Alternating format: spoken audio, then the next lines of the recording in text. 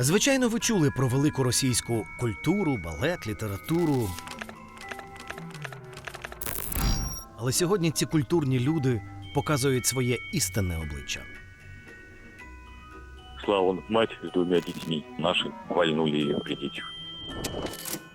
Что, еще кому-то голос перелезу? Когда я еще человек город прилежу.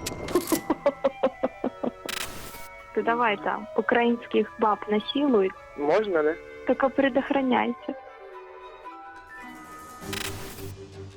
Світ шокований жорстокістю російських злочинів в Україні. Здавалося, що після жахів, які вчиняли нацисти під час Другої світової війни, такого не мало б повторитися знову. Росіяни хворі на рашизм. За Росію, за президента, за Путіна. Як і німецький нацизм, це така масова психічна хвороба, яку так само, очевидно, треба лікувати, бо само воно не проходить.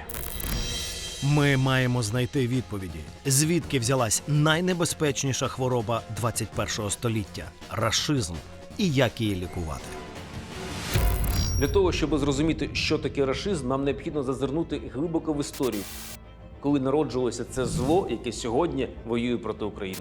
Це суспільство, яке не приймало саме себе, яке ніколи не аналізувало себе, не аналізувало свою історію переслідування, вбивств і імперіалізму. Все це замовчувалося і не обговорювалося.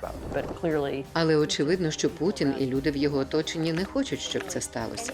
Кожну організацію, яка може говорити про справжню історію Росії, було закрито. Поки існує цей режим і ця політична культура, Росія залишатиметься загрозою для України, для Європи, для світу. Тому нам потрібно дуже серйозно задуматися над тим, як мінімізувати цю небезпеку. Ставки високі, бо якщо не знайти ліків від рашизму, може загинути увесь світ.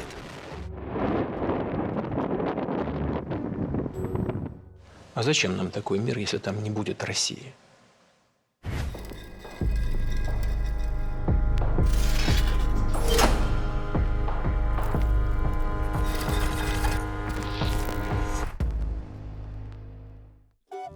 Давайте познайомимось з нашим героєм. Це чоловік. Середнього віку, в Росії це 40 років і 4 місяці. Середнього зросту, середньої статури, в нього найпопулярніше російське ім'я – Іван. Він живе в Тулі, чи в Самарі, чи в Воронежі. Ви все одно мало що чули про ці місця. Іван працює водієм. Це ось уже 15 років найпопулярніша в Росії професія. Іван дивиться телевізор приблизно 4 години на добу, підтримує свого президента, хоче завоювати Україну і вважає, що весь світ, а особливо Захід, страшний і підступний ворог. Комусь може здатися, що поведінка Івана – результат потужної пропаганди, але все набагато серйозніше. Схоже, що він захворів на рашизм, і світу могло би бути абсолютно байдуже до цієї хвороби, якби не дві проблеми. По-перше, таких як Ваня в Росії більшість, а по-друге, в них є ядерні ракети. Давайте подивимось на Івана як на пацієнта і розберімося в історії його хвороби. По-перше, щоб дізнатись, що її викликало, а по-друге, щоб зрозуміти, чи є дієве лікування. Але для цього потрібно зібрати анамнез хворого, виділити основні симптоми рашизму і розібратися в їх істинних причинах. Перший симптом рашизму – агресія. Звернімося до пошукової системи в інтернеті. Якщо вбити запит «Війна Росії в», ви знайдете десятки відповідей. Тільки після розпаду СРСР за останні 30 років росіяни влаштовували війни 12 разів. Кількість жертв серед цивільних обраховується в десятках, а то й в сотнях тисяч. І жодна міжнародна організація не може привести остаточних цифр. Це, на жаль, стандартна поведінка Росії в інших конфліктах, у тому числі в Сирії та Чечні, а до того в Афганістані. Це давня особливість російських військових операцій. Вони, як правило, не проявляють стриманості, безпристрасності, не стараються уникати жертв серед цивільного населення і проявляють нелюдське ставлення до військовополонених.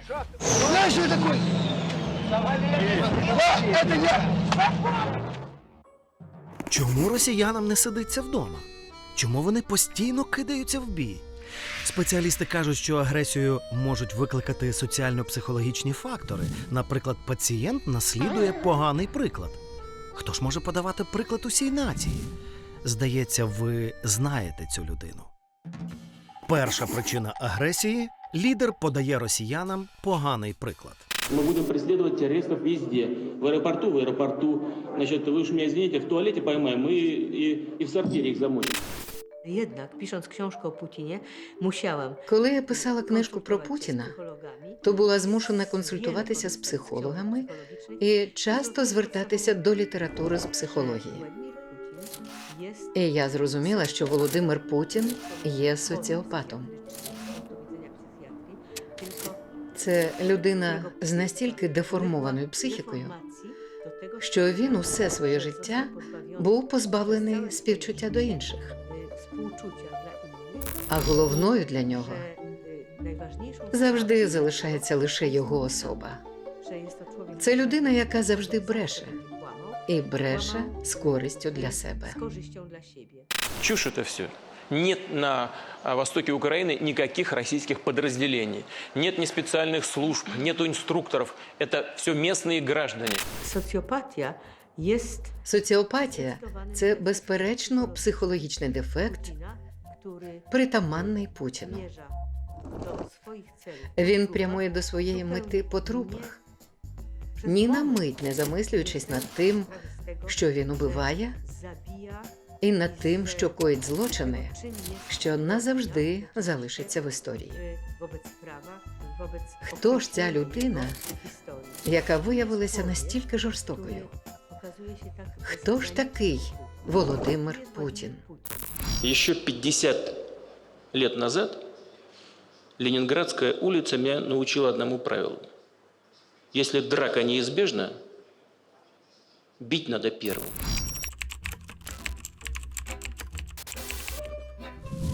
Офіційна біографія російського президента дуже лаконічна. Він син робітника заводу та прибиральниці. Народився і виріс у Ленінграді. Мы хоть жили очень скромно, но все-таки у меня было самое главное. Я так оцениваю это сегодня. Я был окружен любовью родителей. То як сталося, що Путін став диктатором і легалізував жорстоку ідеологію – рашизм? 4 lata pisałam książkę właściwie bez Я писала przerwy. книжку про Володимира Путіна 4 роки без перерви. Бо всі його біографії видавалися мені біографіями брехливими. По-перше, в них є багато неправди щодо його дитинства. Усе, що стосується приватного життя Путіна, є таємницею. Російський президент каже, що був оточений любов'ю рідних батьків, але всі його вчинки означають протилежне. Крістіна Курчап-Редліх провела розслідування і переконана, те, що ми знаємо про дитинство Путіна – вигадка, а на офіційних фото – його несправжні батьки.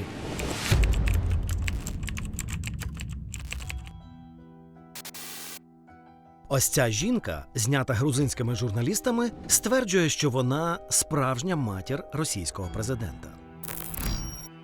Mianowicie Отже, його справжньою матір'ю є Віра Миколаївна Путіна, яка походить з-під Уралу з місцевості Очер. urodziła chłopca o imieniu Wołodia. Недалеко від Очера вона народила хлопчика, якого назвала Володею. Imienia. Прізвище та ім'я його батька невідомі. Żyła w Якийсь час вона жила з Володею і своїми батьками вдома в Терехіно. Przez jakiś czas А потім познайомилася з грузином, i z Wołodią вийшла за нього заміж і поїхала з ним у Грузію. i z nim wróciła, pojechała do Gruzji. Ojczym відчим Володі почав знущатися з нього. За цією версією, мати Путіна не витримала і віддала майбутнього президента на виховання до далеких родичів у Ленінград. Але роки, прожиті з деспотом відчимом у Грузії, негативно позначились на психіці майбутнього російського лідера. Родичі з Ленінграда Володимир Спиридонович та Марія Іванівна Путіни і стали офіційними батьками майбутнього російського президента. Про свого нового батька Путін згадує з гордістю. Правда, щоразу видає нову версію його біографії. Он был механиком на заводе, так. Ну, такой к рабочей интеллигенции относился, я бы так сказал. Портрет моего отца, как он служил в Севастополе на флоте подводном. Сегодня невозможно не вспомнить и Великую Отечественную войну. В связи с тем, как складывалась обстановка на фронте, потребовалось создание большого количества специальных подразделений. В одном из таких подразделений начинал войну и мой отец. Musimy się dla zrozumienia. Для того, щоб зрозуміти психічний розвиток Путіна, треба спершу зрозуміти, ким був його новий батько. Цей чоловік був відданим сталіністом ще перед Другою світовою війною. А в той момент, коли починається війна, тобто війна Радянського Союзу, цей чоловік вступає у відділ НКВС. НКВС – це організація, яка була попередницею КДБ. Це організації, завдяки діяльності яких загинули тисячі людей. Вони були розстріляні або померли від тортур. І це організації, які переслідували політичних опонентів.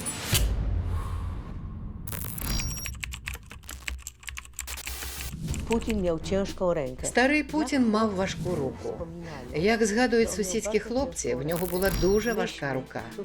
Ми тут гралися і зробили щось не так, а Володі за це перепадало. Батько бив його не тому, що ненавидів, а тому, що інакше не уявляв собі виховання хлопця.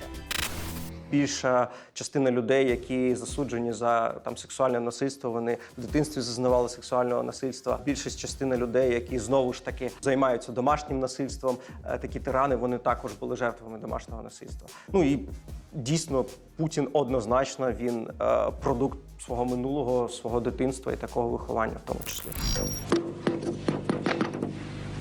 Сюда нужно смотреть и слушать, что я говорю. Неинтересно, значит, пожалуйста. Травматичне минуле російського диктатора визначає майбутнє всієї країни. Путін ось уже 22 роки обмежує право росіян на власний вибір і доводить своєму народу: той, у кого сила, завжди правий. Але якби замість Путіна країною керував більш демократичний лідер, чи виник би в Росії рашизм? Іван Грозний, Петро І і Сталін – усі вони не лише скоювали масові вбивства, а й були причетні, прямо чи опосередковано, до загибелі власних дітей. Герої, лідери, яких прославляє Росія, були не просто диктаторами, а ще деспотами і садистами.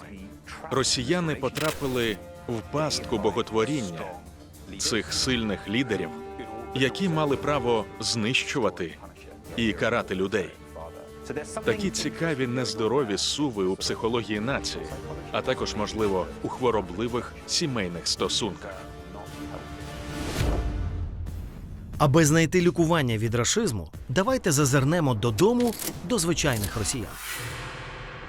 Росія – це країна, побудована на насильстві.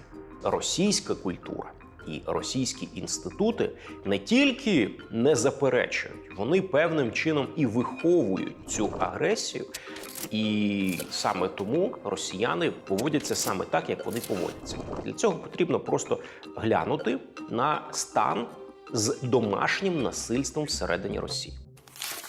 Друга причина агресії – традиції виховання. В Москве раскрыто жестокое убийство. С матерью 3 детей расправился ее же муж. В Росії дуже розповсюджена приказка «б'є – значить любить». Застосування сили до коханої – доказ великої любові. Шлюха! Як наслідок, за оцінкою правозахисної організації «Насильству ні», 60% жінок, вбитих у 2021 році в Росії, були замордовані членами своєї ж родини. Найчастіше – власним чоловіком.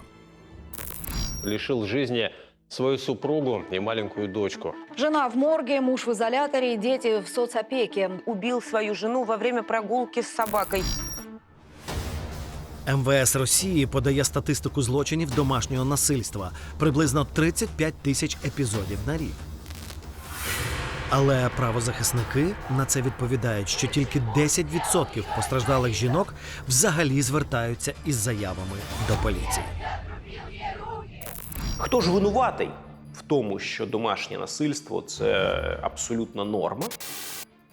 Правда є така, що насильство в російському суспільстві історично зумовлено самою традицією, я не побоюся цього слова, духовними скрепами. Одна з вершин оцієї російської консервативної скрепної мислі – це домострой. Книга, яка з'явилася за часів Івана Грозного, була написана його особистим духовником Сильвестром. Складається ця книга з 64 глав. Вона описує в 3 величезних розділах, насправді, як розуміти православ'я, яка має бути етика поведінки.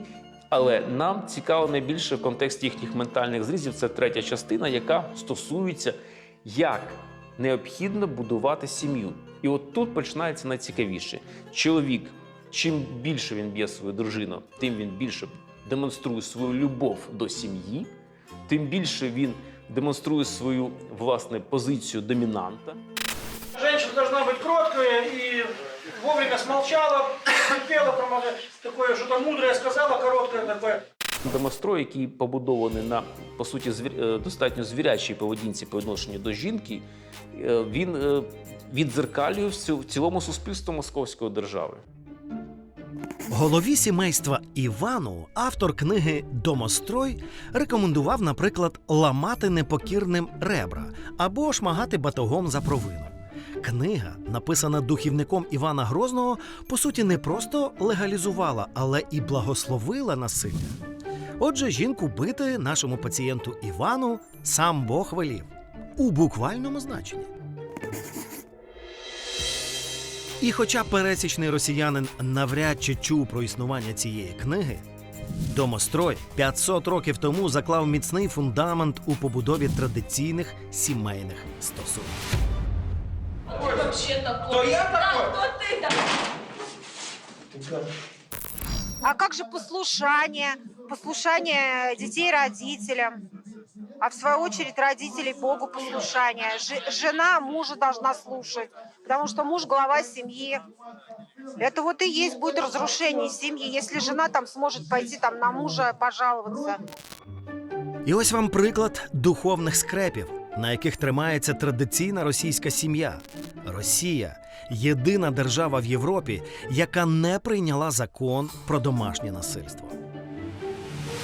Мы не доверяем феминисткам, гомосексуалистам и бенефициарам зарубежных государств создание законов, затрагивающих наши семьи. Муж и жена должны быть готовы умереть, но не уйти друг от друга.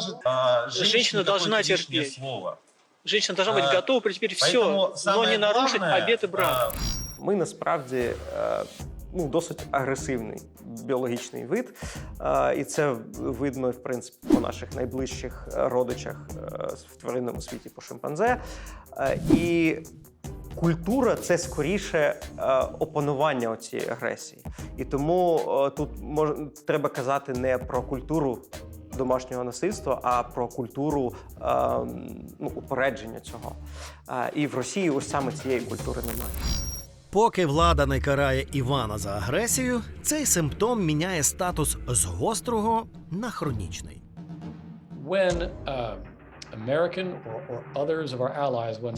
У тих випадках, коли злочин вчиняють американці чи інші наші союзники, а це трапляється, діють правові механізми. Були випадки, коли американські солдати катували в'язнів в Іраку та Афганістані. Їх віддали під суд. Деякі з них досі перебувають у в'язниці. І так має бути. Авторитарні ж режими не мають незалежної судової системи. Справді важливий принцип демократичної форми правління полягає в наявності незалежних гілок влади. Виконавча влада окремо від законодавчої, окремо від судової. Тільки коли суди незалежні, вони можуть притягнути до відповідальності представників держави, солдатів, військових офіцерів і навіть президентів. Якщо немає незалежної судової системи, якщо авторитарне керівництво може контролювати суди, воно ніколи не віддасть представників влади під суд. А уявіть, якби ми всі поводились так само, як Іван. Вирішували б усі проблеми тільки силою. Били б членів своєї родини і регулярно нападали б війною на сусідів. Що б це був за світ? Цивілізація перестала б існувати. Російська культура, російські політичні інституції всіляко підживлюють це внутрішнє індивідуальне насильство. Росія декриміналізувала насильство в родині. І в результаті вся та агресія, яку вони виплескували один на одного всередині, тепер просто стає можливим виплеснути назовні проти українців. Отже, ми шукаємо лікування від хвороби, що вразила мільйони росіян – рашизм. Перший симптом цього недугу найнебезпечніший – агресія. Ми з'ясували, що люди, які підтримують рашизм, вважають агресію нормою через дивну середньовічну традицію виховання в сім'ї. Але будьмо відвертими, в історії багатьох країн були періоди, коли спалювати людей на вогнищах чи бити жінок було нормою. Просто розвинуті країни змогли перевернути цю сторінку свого минулого, а Росія – чомусь ні. Основну причину агресії в російському суспільстві потрібно шукати ще глибше в історії. Третя причина агресії – темне минуле. Деякі особливо складні хронічні хвороби походять із дитинства. Погляньмо, коли і де народився наш пацієнт. Чи можуть там, у темряві століть, зберігатися відповіді на питання, чому росіяни звикли вирішувати проблеми силою? Повернімося у середину 13 століття. У цей час імперія під назвою «Золота Орда» завоювала величезні території і тримала під контролем велику частину Східної Європи. У зоні впливу Орди опинилося і молоде Московське князівство. Москва – це був центр руського колабораціонізму в Орді. За великим рахунком, оці всі залісені землі не так вже й сильно цікавили золотоординських ханів в плані прямого управління. Надзвичайно просто було вирішити це питання в інший спосіб. Призначити когось, хто би збирав данину з усіх інших і відправляв її в Орду. Московські князі очолили цей процес. Вони були рекетирами в сучасному розумінні цього слова. Тобто вони приїздили в яку-небудь Рязань або Тверь, і якщо князь відмовлявся, його знищували. Якщо сил у московського князя було недостатньо, він звертався до, так би мовити, материнської організації в Сарай, і ті присилали монгольських кіннот. І, відповідно, вони наводили лад. Але Москва не була би Москвою, якби не зуміла нажитися на такому стані речей. Москвини збирали більше податей, ніж вимагали в Сараї, тобто в столиці Орди. Ці податі в сумі називалися «вихід». І от більшу частину виходу Москва передавала в Орду, платила в Сарай. А якась частина залишалася, власне, в самій Москві. І це стало однією з причин вивищення, піднесення Москви серед інших князівств. Московити зрозуміли, що розвиток їхньої держави напряму залежить від того, скільки грошей вони виб'ють із інших. А єдиним дієвим способом перевиконувати план по збору данини була агресія. Всіх, хто не хотів підкорятися, жорстко карали. Протягом всієї історії російські правителі залишалися дрібними рекетирами. Саме тому для них головна цінність, щоб їх боялися. Це дає змогу захоплювати нові країни і збільшувати території, звідки можна збирати данину. 2, 3! Відтак ми можемо сказати, що рашизм не виник з приходом до влади Путіна. Ця хвороба зародилась ще у середньовіччі разом із створенням Московії як жорстокої рекетирської держави. Як наслідок сьогодні, у 21 столітті, росіяни розв'язують все нові війни, а на захоплених землях проявляють жорстокість та садизм. Ця система не дає нічого хорошого росіянам і самій Росії. Може, хіба що деякі люди відчувають якусь велич, але вона побудована на крові і убивствах. Для росіян це теж погано, бо імперія завжди може застосувати ту саму практику і проти них. І так було протягом усієї історії. Ми дослідили агресію, головний симптом рашизму.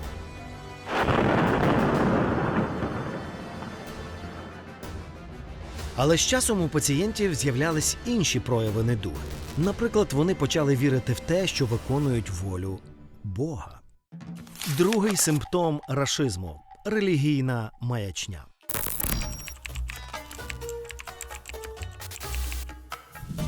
Російська православна церква має в Росії особливий статус. І це проявляється не тільки в тому, які розкішні годинники у патріарха Кирила. Мабуть, це єдина церква в світі, яка настільки міцно пов'язана із владою. Іноді навіть не розумієш, де говорить Путін, а де Кирил. Россия имеет те неоспоримые преимущества, примерные цитаты, перед другими странами, потому что она напрямую управляется Богом. Як у середньовіччі, ця парочка може вказати пальцем на тих, кого потрібно спалити на вогнищі. Тільки замість відьом тепер можуть бути представники ЛГБТ, феміністки чи ліберали, а замість вогню – в'язниця. Разве мы хотим, чтобы у нас здесь, в нашей стране, в России, вместо мамы и папы был родитель номер 1, номер 2, номер 3? Совсем спятили уже. Разве мы все этого хотим для своей страны и для своих детей? Для нас все это неприемлемо. У нас другое, свое будущее. Середньостатистичні росіяни переважно дуже набожні люди. Вони обов'язково ходять до церкви на свята, але при цьому часто просять благословення на речі, які важко збагнути істинно віруючим людям. Ну, наприклад, можуть посвятити танки, які вирушають на війну в Україну. Абсурд, скажете ви. Особливості віросповідання, відповість Іван. Подивимось, як православна віра в Росії підживлює рашизм. Перша причина релігійної маячні – особливий шлях російського православ'я. Росіяни впевнені, що вони поціловані Богом, і це дає їм право вирішувати долі інших. Однозначний симптом рашизму. Але, як і в будь-яких хворобах, кожен симптом має свої причини.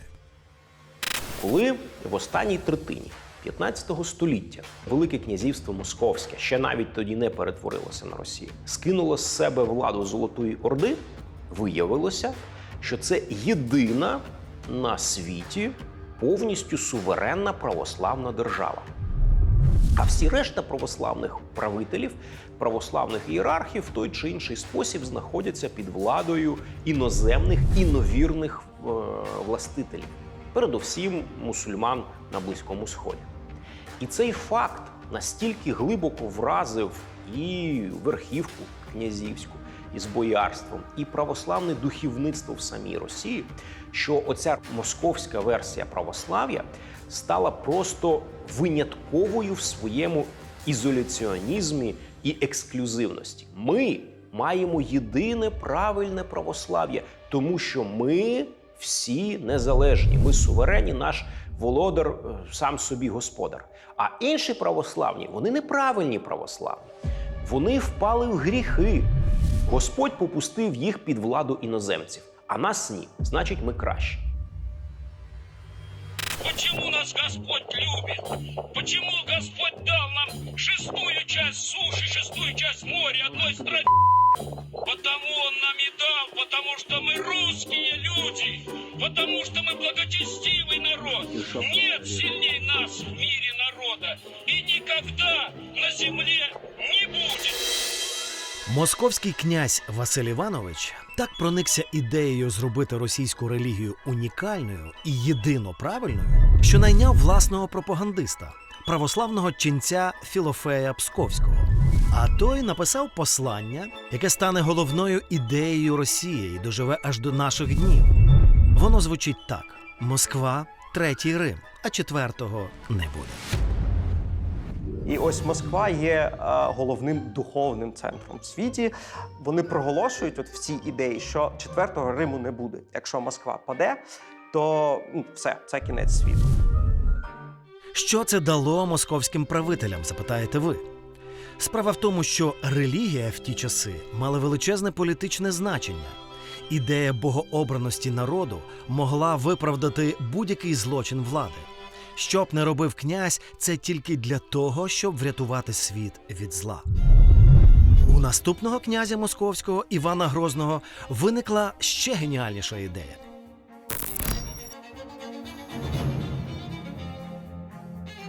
Якщо Москва стала духовним центром світу, правитель мав стати намісником Бога на землі. Але ось тут була одна проблема. За Іваном Грозним не було титулу, який би він міг перетворити в вищий титул монарха. Тобто він володів титулом князя, великого князя, він володів колишнім Астраханським, Казанським царством, але він не був царем. Тобто він не був, от в тому розумінні степовому, імператором тих, кого називали, наприклад, царями чи каганами, так, чи в Європі називали імператорами. У Івана Грозного було прагнення надягнути на себе імператорські достоинства, імператорські регалії. Власне кажучи, вся історія Росії так чи інакше сфальсифікована. Росіянам треба було щось якимсь чином довести законність своєї влади. Це і є оцей комплекс меншовартості. Коли ти сидиш не на своєму місці, або займаєш чуже місце, або те, що тобі не належить. Тобі потрібно, доводити тим, що хто тебе оточує, що ти це робиш законно, і доводити це собі, тому що треба якось шукати в себе самого в глибині сили, щоб боротися, те, що називається, за життя. 25 січня 1547 року сталася подія, яка змінить світову історію назавжди. Іван Грозний висвячується на царство. Цар – це таке умовно російське скорочення від латинського терміну «цезарь», мав підняти його над усіма іншими великими князями. Отже, це такий релігійний вимір. Тобто вони вважають, що є один Бог, один імператор, який є єдиним представником Бога на землі. Виходить, що якщо ви не згодні з політичною владою, то ви перестаєте бути віруючими. Ви більше не будете врятовані. Ви грішник. В ті часи люди ще не знали, що таке критичне мислення, а церква відігравала дуже важливу роль в поширенні інформації. Тому було досить легко переконати народ в тому, що цар – святий посланник Божий. Все, що каже правитель, немов слова із Біблії. Що б не наказував цар, це веління Господа. Віддати в рабство жінку і дітей? Будь ласка. Працювати без заробітку і прав, а тільки на поповнення царської казни? З радістю. Йти на нову війну за першим велінням – це не проблема. Російський Іван ще відтоді почав по-своєму розуміти релігію, що дуже вплинуло на перебіг його хвороби. Він боїться ослухатись свого правителя, бо настане кара небесна. Бог творит многое и великое, от чего человеку страшно. И то, что Бог страшный, это нужно знать всегда. Вчера тоже нужно было знать. Це дуже потужно. І це означає в такому випадку, що Бог може любити зло. Бог більше не є любов'ю. Бог любить зло. І зло керує злом. Таке розуміння Бога – це єресь. Релігійна маячня стала одним із ключових симптомів рашизму. Церква в Росії не пояснює, що добре, а що погано, згідно з догмами християнства. Церква каже, що добре, а що ні, за потребами російських правителів. А хворі на рашизм сприймають все як веління Господа. Якщо по всьому світу церква вчить любові до ближнього, то російські батюшки закликають скрізь шукати шпигунів. І ось чому це сталося. Друга причина релігійної маячні – РПЦ – шпигунська організація. Нова сторінка російської віри почалась із приходом до влади кумира Володимира Путіна Петра І. Петро І зрозумів, щоб всидіти на троні, однієї віри парафіян замало. І він придумав геніальну концепцію, яка дозволила контролювати найпотаємніші думки кожного росіянина. Завдяки церкві.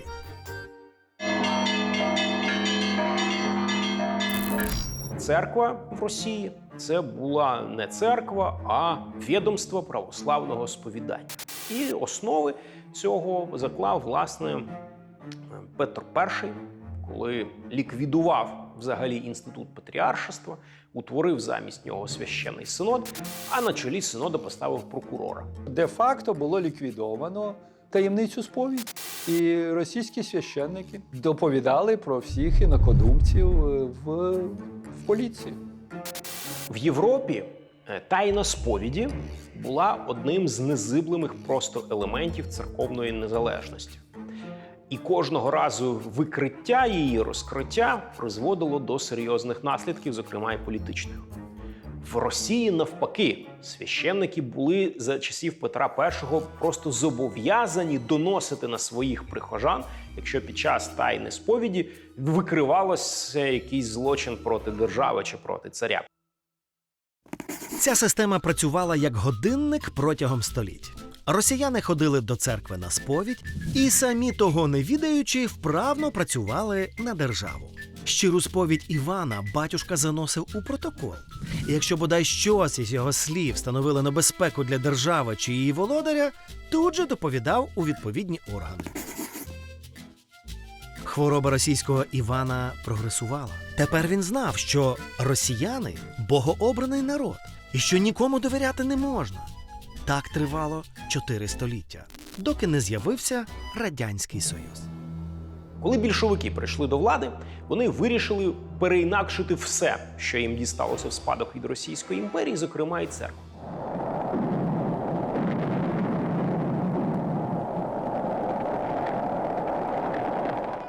Тобто радянська людина мала вірити в комунізм, а не в Бога. І цій власній ідеї була підпорядкована вся радянська політика, починаючи там від 20-х до самого 41-го року. Що ж сталося в 41-му році? В 41-му році Радянський Союз заледве не програв Другу світову війну. Коли Вермахт відділяло від Москви приблизно там 30 кілометрів, і саме такий надзвичайно невдалий перебіг перших років війни з німцями спровокував послаблення антицерковної політики з боку Сталіна. Тому в 43-му році Сталін буквально дозрів до великих перетворень. Було створено відповідний орган при Раді народних комісарів. Його очолив полковник НКВД. Було скликано незабаром, буквально за кілька днів, Архієрейський собор, і Російська православна церква запрацювала як повноцінний, так би мовити, інститут.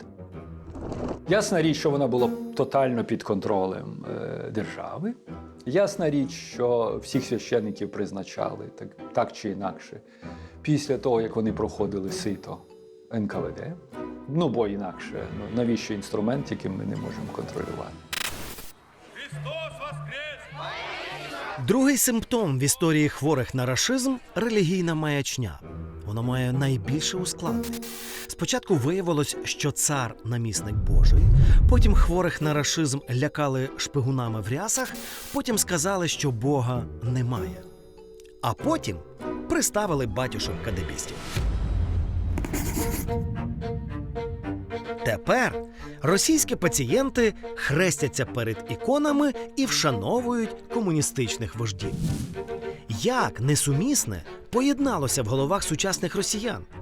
І як це перетворилося в нову релігію, небезпечну для всього світу? Третя причина релігійної маячні – нова путінська релігія. Це російський президент Володимир Путін. Під час церковної служби на Афоні він займає місце візантійського імператора. Він – продовжувач справи першого російського царя Івана Грозного.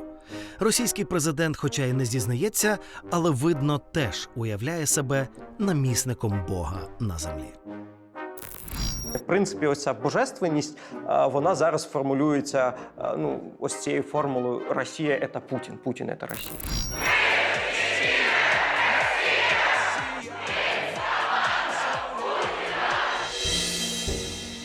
Сучасна Російська Федерація доби Володимира Путіна не має державної ідеології як такої. Точніше, можна говорити про існування такого суспільного явища, як рашизм, в якому сплилися всі різні попередні ідеології. Тобто, з одного боку, особисто Путін має певний ресентимент до радянської влади. Чому? Тому що він виходить з Радянського Союзу. Він зробив свою кар'єру за радянських часів. І певні радянські норми і практики для нього і для його найближчого оточення – це те, що він розуміє своїм глибинним нутром. Подняться с криком «За Родину, за Сталина», как тогда кричали, на пулю прямо идти, почти на верную смерть, это дорого стоит. Они все герої.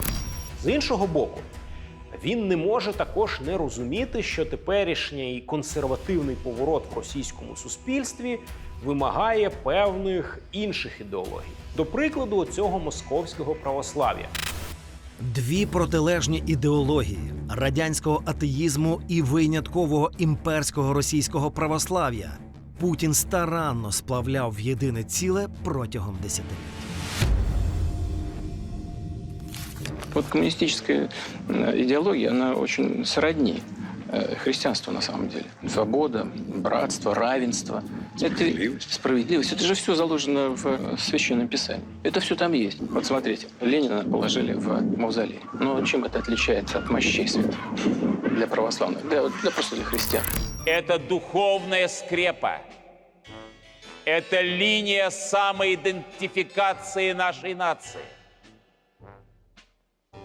Это та общность, разрушив которую, мы с точностью разрушим свое Отечество. Патріарх теперішній Кирил, же агент Михайлов, за те, що держава закриває очі на його свічний заводик і табачний бізнес, благословляє ідею руского міра. Тобто симфонія між комуністами і православними, вона тільки на перший погляд здається дивною. Апогей нової російської релігії втілений у цій будівлі. Це храм Збройних сил Росії. Його звели на честь 75-ї річниці перемоги у Другій світовій війні. Тому, логічно, верхня частина дзвіниці – 75 метрів. Повсюди барельєфи з епізодами кровопролитних боїв, і не тільки з Другої світової, але з усієї багатої мілітарної історії Росії. На вітражах військові нагороди, а сходи всередині храму виливали з переплавлених уламків від танків, мін і снарядів Другої світової війни. Величезний колектив людей, які вірять у виключність Росії, які вірять в те, що ця виключність Росії схвалена надприродною силою, схвалена Богом. В такому світлі усі злочини перетворюються на праведні вчинки, злочинці стають праведниками і святими.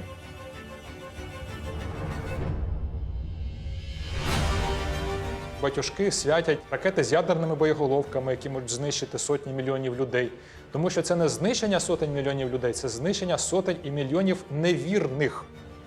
І величезний злочин Російської православної церкви полягає в тому, що вони фактично стали ідеологічними адвокатами ось цього зла. Тобто Кирило і всі його ієрархи, всі священники ми є адвокатами диявола.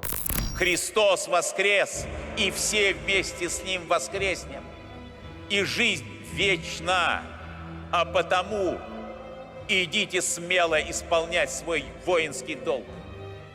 И помните, что если вы жизнь свою положили за Родину, за други своя, как говорит Священное Писание, то вы будете вместе с Богом в Его царстве, в Его славе, в Его вечной жизни. Це квазірелігія, це псевдорелігія. Але вона має, в принципі, всі релігійні ознаки, своїх святих, своє релігійне свято.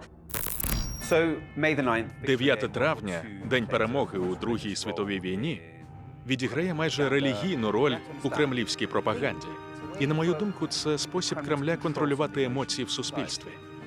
Це можливість потужити, посумувати, поплакати, тому що ви пам'ятаєте війну або через свої інші травми.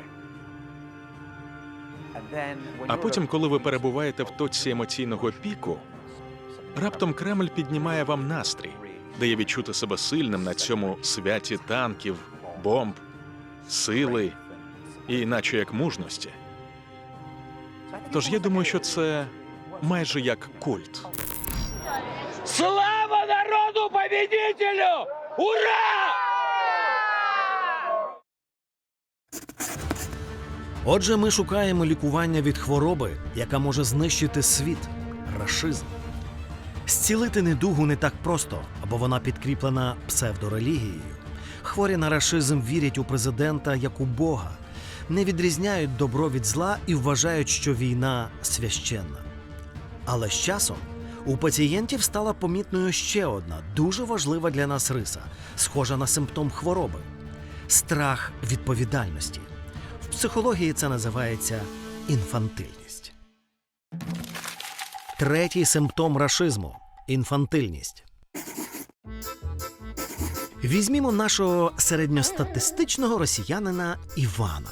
Ніби кремезний, сильний, рішучий чоловік, але ви здивуєтесь, яким слабким і розгубленим він може бути, якщо не розказати йому, що робити.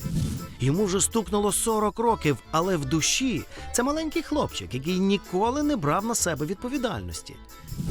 У що йому вірити, що дивитись по телевізору, кого вважати своїм ворогом і за кого голосувати на виборах, за Івана все вирішує президент. Але чому він таким став? Перша причина інфантильності – відсутність права. Людині в цивілізованому світі не потрібно пояснювати, що вона відповідальна за свій дім, за свою вулицю, а відтак і за свою країну. Ця відповідальність проявляється у багатьох речах, але найголовніше – у виборі влади. В Росії люди мислять інакше. Росіяни – це нація, яка жодного разу в історії не обирала собі владу. Ну, в принципі, не було такого періоду. Путін прийшов по договорняках, Єльцин на хвилі революції, до того був Совок, до того були царі. Все. Росія ніколи не обирала собі владу.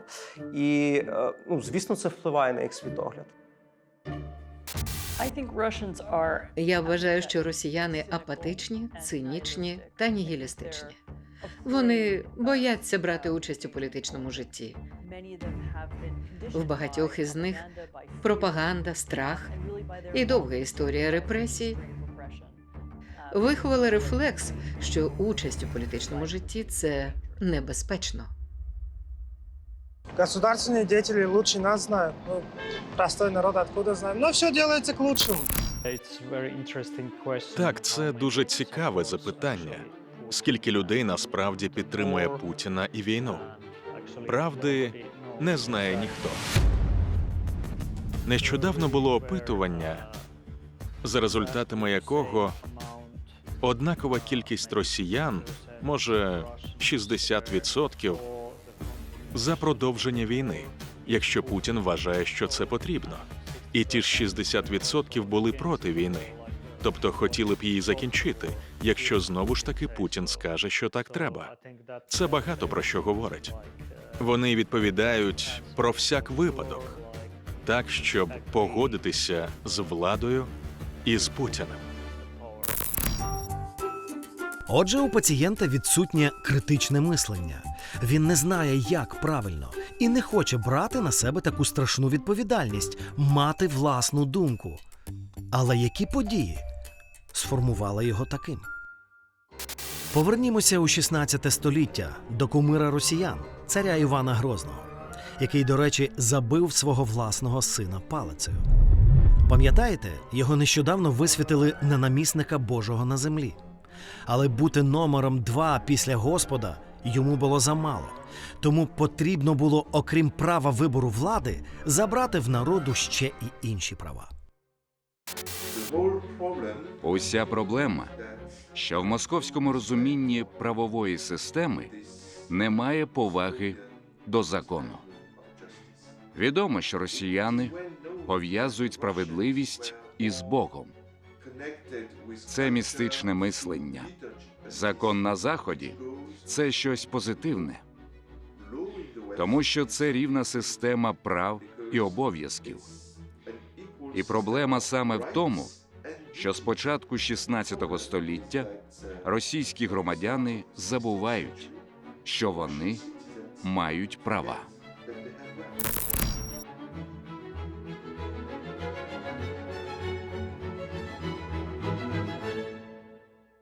Вся європейська цивілізація, вона ґрунтується на праві, на законі. Виникнення приватної власності – це один з необхідних показників для цілого виникнення цивілізації.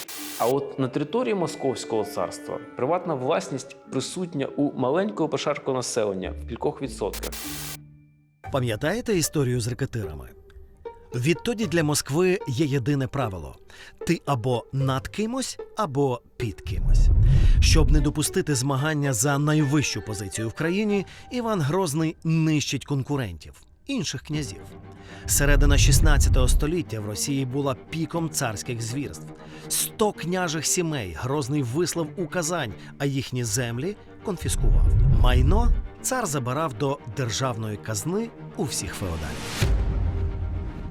В цей період 14-15 століття в Європі йшли процеси визволення селянства. Селяни, тим більше міщани в Європі, набували все більше свобод, то в Росії відбувався протилежний процес.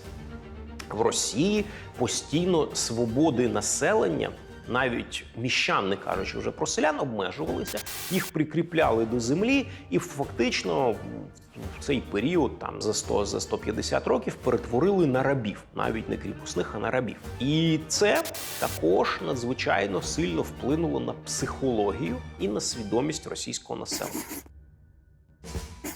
Страх перед владою завжди двосторонній.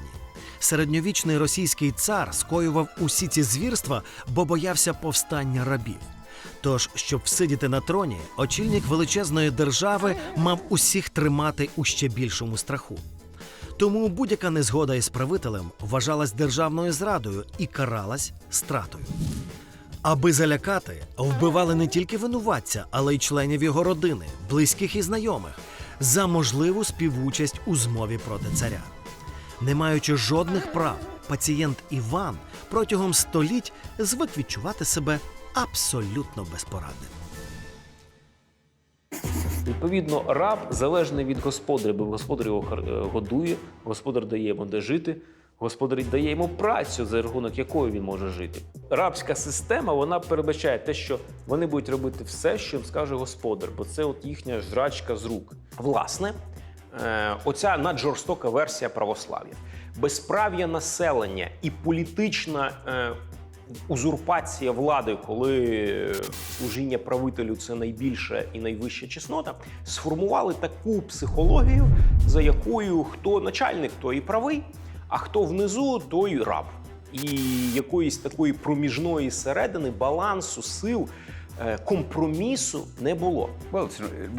Росія – це авторитарна система. де чиновники можуть карати всіх на нижчих позиціях і самі можуть бути покарані людьми на вищих позиціях. Отака кумедність системи. Вона настільки побудована на приниженні, на відсутності будь-яких прав, що навіть найбагатші люди не мають відчуття стабільності. Є олігархи, які здаються всемогутніми, але навіть вони весь час почуваються параноїдально та принижено.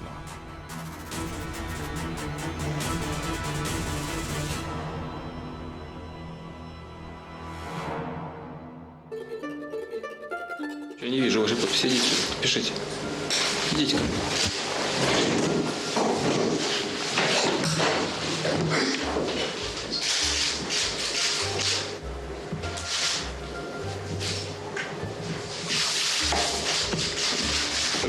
Ручку у меня, видите?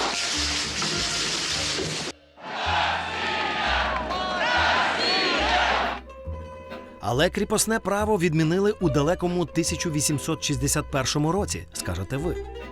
Чому тоді росіяни залишаються інфантильними? А ось чому. Вони створили нову імперію, Совєтський Союз, де були ті самі колгоспи, де все було начебто загальне, але нічого твого. І навіть в тому Совєтському Союзі, в принципі, людина навіть, коли говорить, отримала квартиру, сім'я, то квартира не їхня була. Не було нічого приватного. І от від цього іде вся система їхнього розуміння. Перенесемося у часи революції 1917 року під проводом дідуся Леніна, як його ніжно називали поборники комунізму. Це він був автором так званого «червоного терору». Точну кількість розстріляних і закатованих у ці часи історики не можуть порахувати і досі. Ці роки, 17-24, це суцільна катастрофа. Люди, які там тоді жили, вони ж могли б сподіватися, що якщо помре Ленін, почнеться якась лібералізація. Але ж потім з'явився Сталін.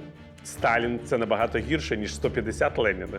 Тому що це людина, яка просто готова знищувати людей сотнями мільйонів, якщо потрібно буде. Великий терор Сталіна. Штучний голод, організований радянською владою по всій країні. Мільйони жертв. Всі ці кампанії мали одну мету – не дати народу права голосу. Радянському Союзу протягом майже 100 років його існування були потрібні мовчазні, покірні, інфантильні громадяни. Я народився в Києві в 1977 році, але виріс у Лондоні. Мої батьки були вислані в 70-х роках. Мені було 9 місяців, коли я покинув Радянський Союз. Я встиг тільки народитися, наблювати на Радянський Союз і виїхати. Але мої батьки розповідали мені історії про те, як їх заарештували співробітники КДБ за те, що вони читали книжки. Це були твори лауреатів Нобелівської премії. «Архіпелаг ГУЛАГ», «Запрошення на страту» Володимира Набокова. Оскільки я ріс у Лондоні, для мене це звучало як божевілля. Але це була реальність, в якій вони виросли. Де за щось таке невинне, як дати друзям почитати світову літературу, ви б отримали 7 і 7 років. Ви б отримали 7 років ув'язнення і 7 років заслання до Сибіру. І вважаю, батькові у певному сенсі пощастило. Мій тато був художником, поетом і правозахисником. Він єврей, тож, як і багатьом людям того часу, багатьом дисидентам, йому дали вибір – виїхати з країни чи потрапити до в'язниці. Його друзі-українці, яких заарештували у справах, пов'язаних з українською мовою та українською незалежністю, про яку тоді й думати ніхто не смів, вони не мали такого вибору. У Радянському Союзі живими і на волі залишались лише ті люди, які вміли пристосовуватись до режиму, а значить, навчились бути інфантильними. Є така психологічна концепція, яка доведена експериментально, завчена безпомічність. Якщо взяти мишку, посадити її в клітку і бити через підлогу струмом, їй нема куди діватись. Вона буде щось бігати, якось прагнути спасіння, але через певний час вона просто змириться. Вона буде лежати і спокійно приймати ці удари током. Якщо їм потім доставити там якусь поличку, на яку вона зможе запригнути, вона не буде цього робити. Все, в неї завчена безпомічність. Вона вже вивчила, що вона не може повпливати на цю ситуацію. Батьки передають просто банально свій світогляд, свої там якісь глибинні переконання, і в тому числі там страх начальства, страх там тирана.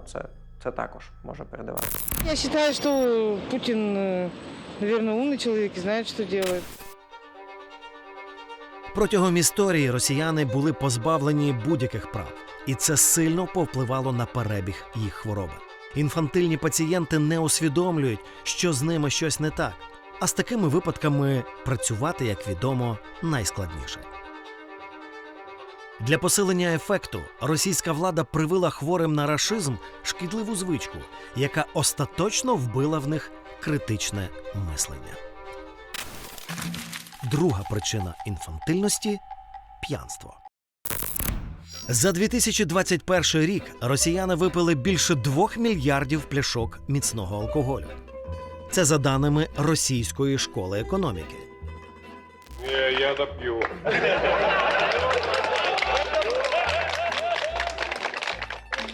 Всі знають, що росіяни люблять випити. Звідки пішла звичка хильнути, що вплинула на розвиток рашизму? Російський історик 19 століття Іван Прижов, який написав дуже цікаву розвідку про кабак і кабацьке діло в Росії, залишив нам свідчення свого дослідження про те, що, власне, горілка як інструмент державного його впливу на населення з'явилася знову ж таки при тому ж таки Івані Грозному. Захопивши Казань, Іван Грозний був вражений відвіданими караван-сараїв. Це були такі середньовічні готельні комплекси із кабаками, де можна було відпочити і поїсти. Не вистачало там тільки випивки, бо мусульмани не вживали алкоголь. Після гостин у караван-сараї у Івана Грозного виникла ідея стартапу. Що як створити мережу закладів для відпочинку і заробляти на цьому гроші для державної казни? Тільки основним продуктом має бути щось, що викликатиме залежність. Щоб люди повертались за цим товаром знову. Горілка. На території Росії, тобто Московії Івана Грозного, було ліквідовано корчми, незалежні, так би мовити, заклади громадського харчування, організовані самими містянами чи селянами, і запроваджені царські кабаки. В царських кабаках працювали державні службовці, вони називались цілувальниками. Чому? Тому що вони цілували царську печатку. Їм в сучасному абсолютно стилі спускався план по продажу цієї горілки, і вони повинні були всіляко заохочувати відвідувачів напиватися і, відповідно, витрачати свої гроші. Ті, хто не виконував план, карали батогами. З цих часів горілка стала абсолютно дієвим інструментом, з одного боку, збирання коштів з населення, а з іншого боку, ось такого маніпулювання. Тому що п'яне населення, ясна річ, що теж набагато легше доводиться до нестями і потім ним набагато легше маніпулювати. Так п'янство стало частиною культури. Що більше ти можеш випити, то краще слугуєш правителю. Послідовники російського царя користувались цим винаходом. Катерина II відверто писала: «П'яним народом легше керувати». В нас є така частина мозку – лобна кора. Це те, що, власне, відрізняє нас від того ж шимпанзе, бо, в принципі, всі інші частини мозку, вони майже ідентичні. Тобто вона робить не тільки людину людиною, а ще й дорослою людиною робить. І вона найвразливіша. Алкоголь теж б'є в першу чергу саме на лобну кору. Люди з такою залежністю до алкоголю, вони стають інфантильними, схожими, власне, на підлітків. В них втрачається здатність, знову ж таки, генерувати ті самі цінності вищі і, найголовніше, контролювати свої емоції, контролювати свої імпульси. Отже, ми розібрались в причинах появи 3 симптомів рашизму. Заражені цією хворобою люди проявляють агресію, вірять, що Бог благословляє на вбивства та не готові брати на себе відповідальність. Щоб вилікувати рашизм, хворому потрібно визнати проблему. Однак йому заважає манія величі. 4-й симптом рашизму – манія величі.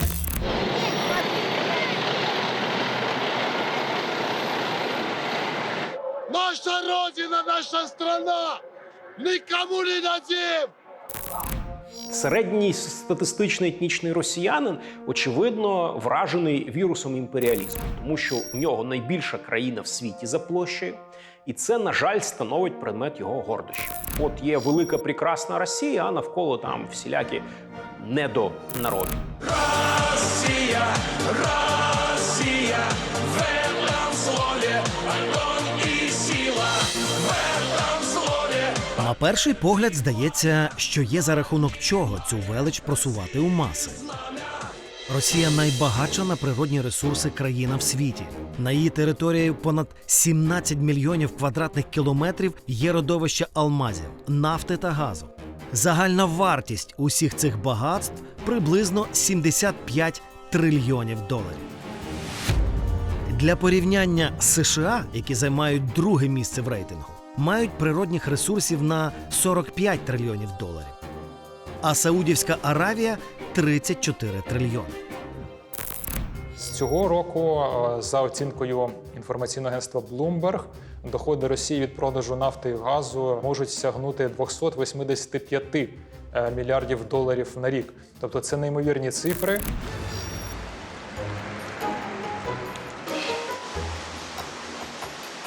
Тут кожен Іван мав би бути олігархом, але чомусь так не виходить. 9/10 доходів, які заробляють державні і приватні корпорації, вони зникають, не доходячи до російського бюджету. Можна уявити, що половина всіх доходів вона йде у кишені олігархів і власників російської держави. Російський народ отримує з цього всього якісь крихти зі столу. І саме тому в Росії немає хороших доріг. Саме тому в Росії лише одна залізниця, яка зв'язує захід країни з Далеким Сходом, залишається та, яка збудована ще при царському режимі. Саме тому на російській півночі будинки провалюються через станення вічної мерзлоти, і ніхто цією проблемою не займається. За що мій син під пулями на СВО? Вот за це? Що приїде і жити негде буде. Ой-ой-ой-ой-ой! Росія зараз виглядає так, як виглядає, тільки тому, що це корумпована, авторитарна, привласнена групою пройдисвітів держава, в якій величезні гроші, ви подумайте, скільки росіяни заробляють на нафті, так? 300 мільярдів на рік. Що б ми могли собі дозволити? А що собі дозволяють росіяни? Вони ці гроші витрачають на якісь там нові Іскандери. І розкрадають, щоб Путін там міг побудувати собі 10 палаців. Нет денег, поэтому нечем откладывать. Но в любом случае за Россию горды, поэтому то, что происходит, наверное, это нужно сделать. Вот, поэтому, как скажем, засучим, затянем ремешки. И восстановим Советский Союз.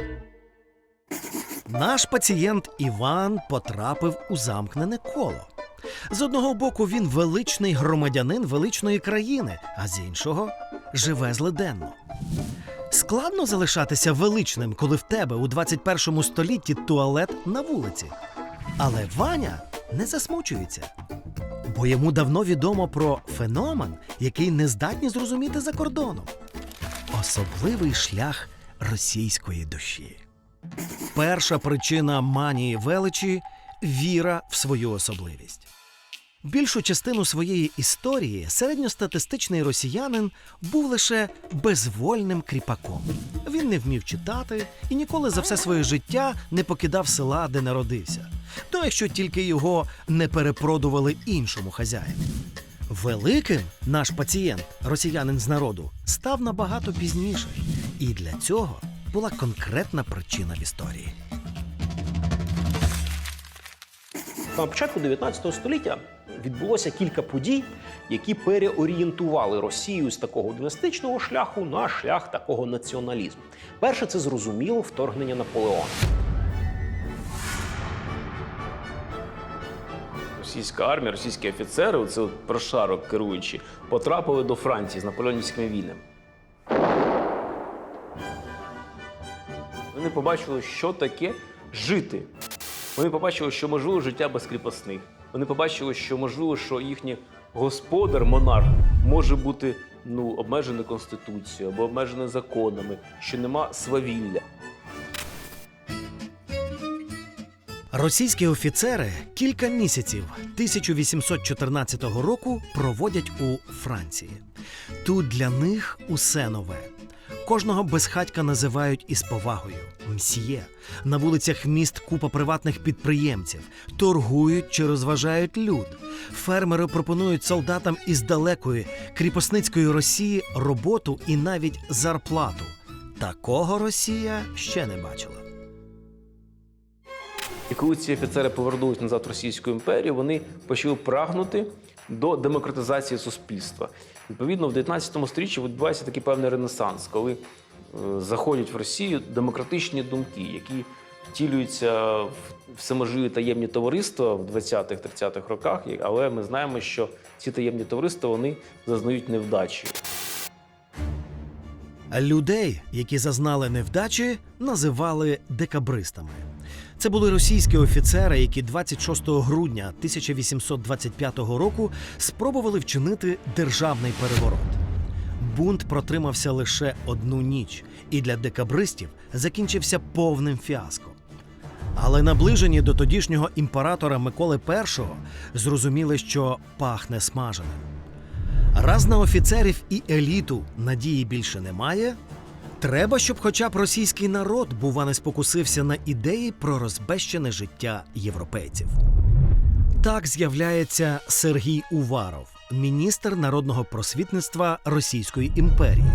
Росіянам із глибинки він мав пояснити, чому Росія не Європа. Через газети і книги почав пояснювати це іншим. Спочатку міщанам, а потім і селянам. Вони русські, і держава, значить, Велика Російська. Тобто шовінізм почався в Росії от саме на початку, в першій третині 19 століття. А в останній чверті 19 століття прийшов до влади Олександр III. Олександр III вже просто зразу, без всяких обіняків, почав будувати національну російську імперію. Почали давити національні культури, заборонили, до прикладу, там українську літературу, і не тільки українську. Російська імперія не була спеціально українофобською. Вона просто ненавиділа усі інші національні культури. Русифікація Балтії і Польщі, русифікація Кавказу, Центральної Азії. От у 80-х роках 19 століття Російська імперія стала руською імперією в прямому сенсі цього слова, репресіями уніфікуючи населення. Ну, власне, в цей період, щоб не стати російським шовіністом, це треба було постаратися. Ось так, завдяки російським офіцерам, які побачили Париж і потім померли на батьківщині в Росії, почала формуватись віра в свою особливість. Захід весь пронизаний розпустою. Вони там думають тільки про матеріальні цінності і втіхи. А він, російський Ваня, не женеться за багатствами. Він живе почуттями та емоціями. В нього незбагненна російська душа, яку оспівують класики. Сьогодні, у 21 столітті, ця ідея стала параноєю. Росіянин все ще бачить себе величним, але окрім того, сприймає всіх іноземців не просто як інакодумців, а як заклятих ворогів. І ці метаморфози сталися з нашим пацієнтом теж не одразу. І не просто так. Друга причина манії величі – вигаданий ворог. Як і 70% росіян, Іван ніколи не був за кордоном. І він запевнить вас, що і не хоче. А от якщо сьогодні запитати Ваню, чому він так погано живе, той відповість без тіні сумніву – у всьому винні Америка і НАТО. Це вони будують свої бази біля російських кордонів, бо сплять і бачать, як би їм напасти на велику і могутню Росію. Це дуже давні традиції. Їхня культура, ну як мінімум, останні 100 років, вона будується на протистоянні з Заходом. Це просто є в свідомості, що в них є вороги, які хочуть їх знищити. Тому, звісно, вони будуть мати певну таку параною і страх. У 19 столітті росіяни просто вірили у свій особливий шлях. Це мало допомогти імператору позбавити народ спокуси, не дай Боже, будувати в Росії демократію. Але як так сталося, що наш пацієнт-росіянин став мучитись манією переслідування і бачить скрізь ворогів? Повернімося всередину минулого століття, в час, коли закінчилась Друга світова війна. Тоді, звільняючи світ від нацистів, радянська армія ще й анексувала по дорозі деякі території Східної Європи. Вінстон Черчилль у 1946 році виголосив знамениту промову. Це відбулося у Міссурі в Сполучених Штатах. У промові він описав те, що бачив, як залізну завісу, яка опускається на Східну Європу. Росія перемогла нацистів, але разом із тим їхні війська на танках були по всій Східній Європі і так і залишилися там. Черчилль закликав людей схаменутися, звернути увагу і усвідомити, що Радянський Союз, з якими були союзниками під час війни проти нацистської Німеччини, не був таким уже доброзичливим і мав злісні наміри у повоєнному світі. В російському суспільстві весь час говорили росіянам: так, ти виживаєш, ти погано живеш, але ж большая страна, велич, всі тебе бояться. Так, в тебе немає унітазу в хаті. Нічого взагалі немає. Але ж ти, великий. Тебе всі бояться і поважають. А за що? А за те, що велика країна, яка територія. Ти ж всю її завоював? Ну і завоював, правда. На анексованих землях, як і по всьому Радянському Союзу, влада твердою рукою обіцяла побудувати утопію. Рай на землі під назвою комунізм. Але треба було трохи почекати. Дуже скоро на землі мав настати рай. Вони мали побудувати ідеальне суспільство. Ідеальне суспільство так і не з'явилося. Через 20-30 років після революції люди жили бідніше, ніж до неї. Тому Радянському Союзу завжди було потрібне виправдання, чому все не так, як мало б бути. І їхнім виправданням завжди були шпигуни і змови. Начебто це все було організовано і фінансовано Заходом. Сталін запускає антизахідну пропаганду.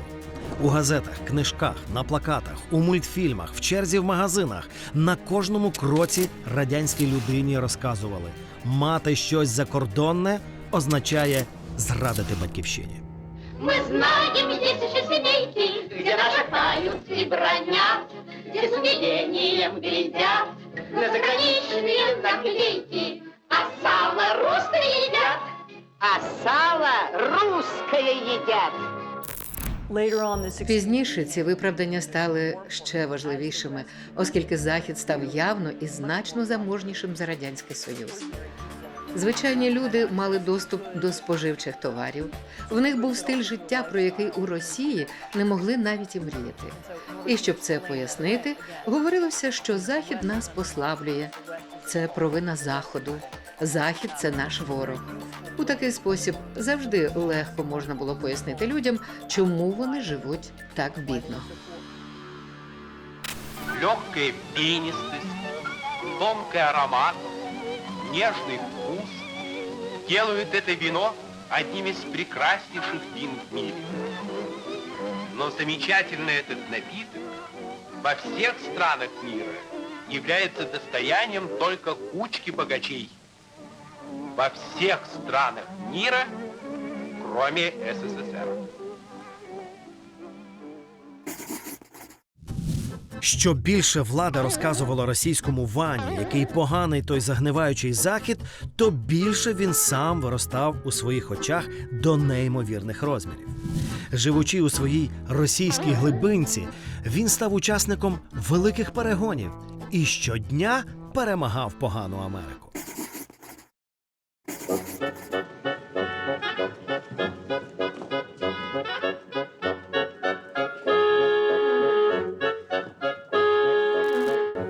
Серпень 91-го. 3 дні по телевізорах усіх радянських квартир безупинно транслюють «Лебедине озеро». А на вулицях Москви – танки.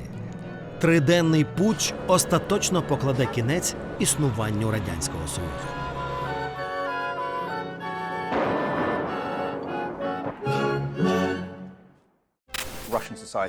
Російське суспільство зазнало краху на початку 90-х. Краху не тільки економічного. Суспільство втратило свою ідентичність.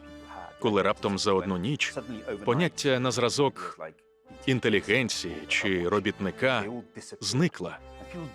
І люди не знали, хто вони, не знали, до чого вони належать. Мене дуже здивувала одна річ. Коли я вперше приїхала в Москву на тривалий період у 1990 році. Тоді вже не було Радянського Союзу, і я всюди чула: нас більше не бояться, це жахливо. Я казала: але як? Те, що вас боялися, не додавало вам нічого хорошого. Це жахливо, що ви можете таким пишатися. На що мені відповідали: весь світ шанував нас, бо ми були сильні. Весь світ нас боявся. Боявся нашої армії і боявся нашої атомної зброї. Ми були величним Радянським Союзом. Вони так казали, бо до того жили за залізною завісою. А коли ця залізна завіса впала, раптом виявилося, що Захід їх не боїться, а вся міць і велич Радянського Союзу трималася на глиняних ногах. Так історія хвороби під назвою рашизм поповнилась ще одним яскравим симптомом – манією величі. Він виник у пацієнтів відносно нещодавно, у 19 сторіччі, але з падінням Радянського Союзу на якийсь час зник.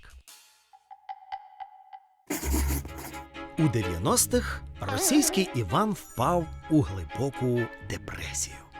У нього раптом забрали те, що він любив найбільше – велич. А замість цього дали якусь демократію. Що з нею робити, Іван навіть не уявляв. Розбитий і спустошений, він думав, як жити далі і хто винен. Увесь цей стрес створив гарне підґрунтя для ідеї реваншизму. Третя причина манії величі – реваншизм.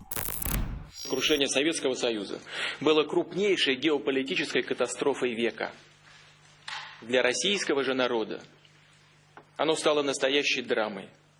Десятки миллионов наших сограждан и соотечественников оказались за пределами российской территории. Эпидемия распада, к тому же, перекинулась на саму Россию. Накопления граждан были обесценены, старые идеалы разрушены. Саме Володимир Путін повернув Івану все те рідне, що він так любив. Твердий кулак правителя, тотальний контроль, відчуття величі, зовнішнього ворога, ізоляції від світу залишилось повернути території. Мною принято решение о проведении специальной военной операции. Як результат, у 2022 році наш пацієнт має рецидив. Він дуже гостро відчуває всі симптоми, які з'являлись в його історії хвороби поступово протягом століть. Нам надо железная рука. Русский народ любить руку железную. Росіяни хворі на рашизм. Рашизм як синтетична ідеологія російського месіанізму православного. Оцього імперського шовінізму з доби 19 століття, такого слов'янофільського штибу. І нарешті з радянського комунізму всплилися в одній, в кожній там людині. Очевидно, що як і німецький нацизм, це така масова психічна хвороба, яку так само, очевидно, треба лікувати, бо само воно не проходить. Мой лучший друг – это президент Путин! Мы сильны! Мы непобедимы! Россия правит миром! Ура! Напевно, це якийсь вид расизму, при якому інтереси Росії або путінської Росії є вищими за все. Все інше не має значення. Думаю, що сенс у цьому.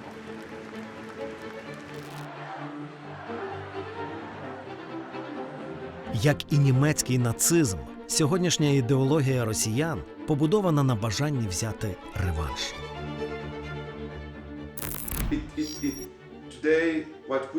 Зараз ми бачимо, що російська держава стала фашистською державою, тому що росіяни говорять про Третій Рим, і як німці-нацисти говорили про Третій Рейх.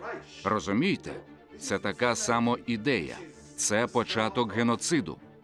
Був геноцид євреїв, а зараз геноцид українців. Тому ця ідеологія така небезпечна. І вона має бути засуджена усіма демократичними народами. Взагалі, усіма народами. Рашизм небезпечний для німців і поляків тим, що якщо сьогодні впаде Київ, то завтра Варшава, післязавтра Берлін. Наївно сподіватися, що Путін, який взорує на Сталіна, не скористається можливістю прирізати собі ще земель, або принаймні не поставити там зручні уряди на чолі.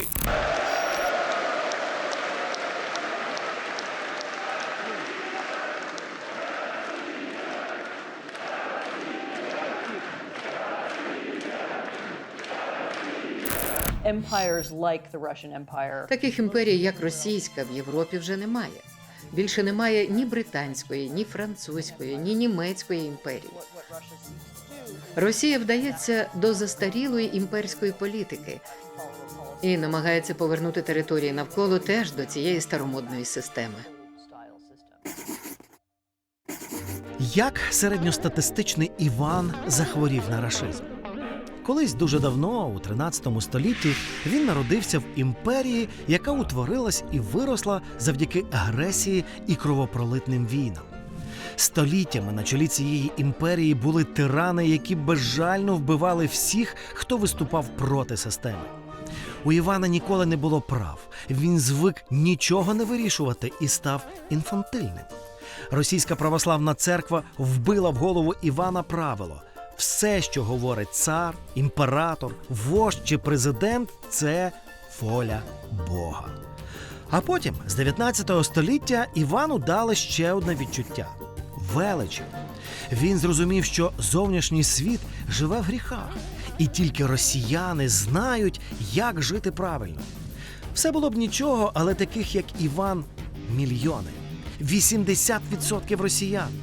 А в їхнього президента – ядерні ракети. Якщо не знайти ліків від рашизму, може загинути весь світ. Лікування. Ми зібрали анамнез хворого і детально розібралися в симптомах і причинах рашизму. Хвороба прогресує. В гострій фазі інфіковані погрожують запустити ядерні ракети, тож у людства два варіанти – знайти ліки від рашизму або готуватись до найгіршого сценарію. Вся поведінка Російської Федерації сьогодні нагадує їхніх попередників з Російської імперії, чи з Московського царства, чи Совєтського Союзу. Бо насправді вони повторюють ті самі рефлексії по відношенню до своїх підданих та зовнішнього світу. Тому Путін для того, щоб зберегти цю державу, має воювати. І це не забаганки Путіна воювати. Це природнє існування держави. Буде хтось, окрім Путіна, він має бути або вчергово почати політику війни, або Росія буде розпадатися. Але чи є дієві засоби від рашизму? Найкращий шанс, який може отримати міжнародне суспільство, це забезпечити програш Росії. Це найкращий спосіб притягнути Росію до відповідальності за воєнні злочини, переконатися, що росіяни програють війну. Щоб росіяни прокинулися, їм потрібен холодний душ. Поразка у війні з Україною допоможе рашистам протверезіти. І для тисяч росіян стане очевидним – Бог не благословляв їх на вбивства. Я вважаю, що Володимир Путін несе відповідальність за головний воєнний злочин – за наказ про вторгнення. Російський генеральний штаб, старші офіцери, які погодилися його виконувати, теж несуть відповідальність. І, звичайно, відповідальність несуть російські солдати, які безпосередньо причетні до цих злочинів. Покарання за злочини у цій війні і у сотнях інших воєн, за всі злочини, які Росія вчиняла з мовчазної згоди більшості своїх громадян, примусить хворих на рашизм позбутися інфантильності. Вони нарешті повинні будуть взяти на себе відповідальність за все, що сталося. Думаю, росіянам було б корисно знати, чому їхні сусіди їх бояться і чому історія автократії постійно повторюється в їхній країні. Їм було б корисно знати також історію своїх сімей. У них можуть бути бабусі й дідусі, які були в ГУЛАГу, або стали жертвами Голодомору. Вони б краще розуміли, в якій країні живуть, якби вони краще знали свою історію. Результатом буде нація, яка не вважає себе імперією, яка усвідомлює своє минуле, імперське минуле і свої злочини, яка перестала вважати себе імперією і, можливо, відмовилася від усіх претензій на імперство, і вона готова жити з сусідами в певній гармонії. І тільки в цьому випадку можна буде прийти до фінального етапу лікування – зцілення. Викорінити рашизм можна лише позбувшись імперії. Відповідно, щоб позбутися їхнього світоглядного власне, наративу, те, що ламає будь-які правила європейської спільноти, необхідно, щоб ця держава розпалася. Є закон історизму, що будь-яка імперія розвалюється. Це її, власне, закон, який діє над усіма імперіями. Російська імперія має розвалитися. Бойся, старый мир! Бойся! Мы идем! Гойда!